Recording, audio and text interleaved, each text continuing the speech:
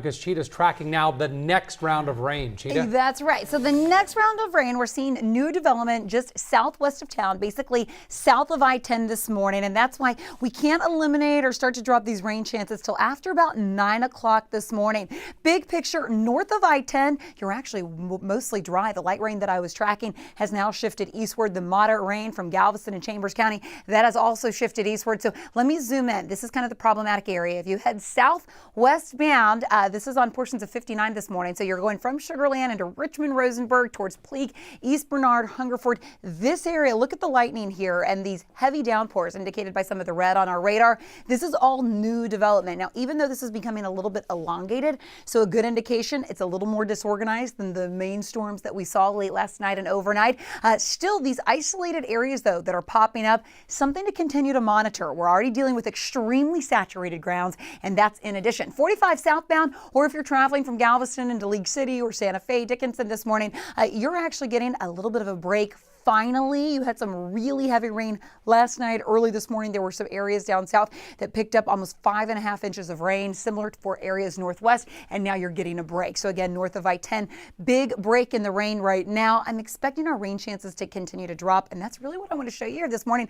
Future track, watch how it trends drier. So 11 o'clock this morning, isolated thunderstorms from some of that new development southwest of town are still possible, but by 1:30, so from your lunchtime hour through this afternoon, we go from a 90% chance this morning down to about a 30 or 40% chance for our afternoon and evening hours. This is 5:30. We're looking at clouds in place, maybe a few showers, but notice how we're really seeing some big improvements. We'll see a nice lull in the rain. So because of the school closures, I think most of them issued that because of the rain that fell last night to really be on the safe side early this morning. Once we head into our afternoon and evening hours, we'll get a nice break. Now let's talk about your Saturday. Tomorrow morning, you wake up to some scattered showers and isolated thunderstorm. Get its act together right around your lunchtime hour. So from 10, 11, noon tomorrow, that's when I think we'll kind of be talking about a washout.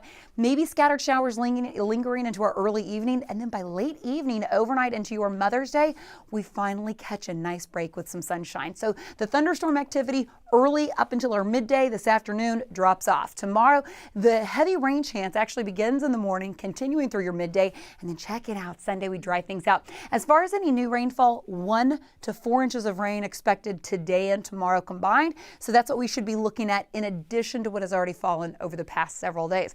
So for some of you, that's a big deal. For others of you, really our bayous, creeks, rivers, where I'm continuing to monitor those. Yes, a lot of them at major flood stage, but really everything really acting the way it should here. So tomorrow will be the day that we continue to watch for that heavy rain threat. And then after that, we should be good to go for your Sunday and Monday stuff. All right, Cheetah, we just have to get through that morning commute. I can show you a picture of what we're looking at here. Not much activity this morning by hobby, but if we look at both sides of the Gulf Freeway, you can see rain kicking off the tires of those cars going in both directions, but you are moving accident-free and hazard-free in that particular zone. I want to look at the overall picture, and you can see we still have a lot of green out there. Thousands less drivers are off the roads this morning because so many schools are off today. So that keeps things a little bit more safe, but you still have some slow spots and some flooded areas. I want to zoom into one spot I'm most concerned about just because it's such a heavily traveled portion of the North Freeway. The southbound side, the carpool lane